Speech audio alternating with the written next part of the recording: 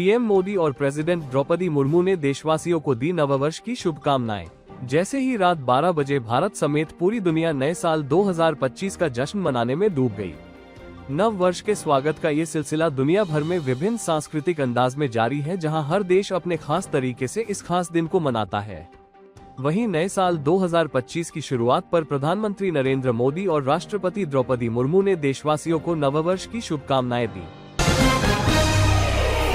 दुनिया भर में उत्सवों का माहौल। मौसम ने कुछ जगहों पर बढ़ाई चुनौतियां।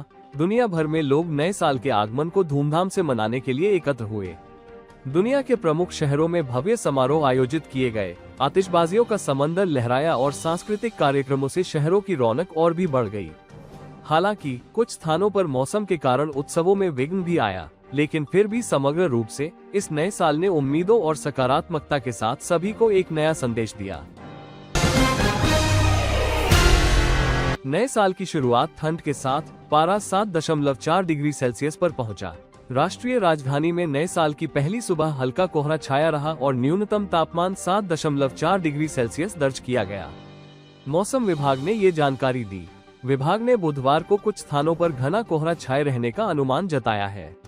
विभाग ने कहा कि राष्ट्रीय राजधानी में न्यूनतम तापमान मंगलवार की तुलना में लगभग 2 डिग्री सेल्सियस कम रहा। सापेक्ष आर्द्रता 87% दर्ज की गई और अधिकतम तापमान 18 डिग्री सेल्सियस के आसपास रहने का अनुमान है।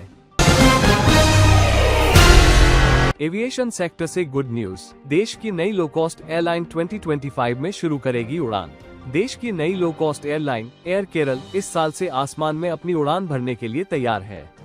एयरलाइन 2025 की दूसरी तिमाही में अपने ऑपरेशन की शुरुआत करने के लिए बड़े पैमाने पर भर्ती कर रही है।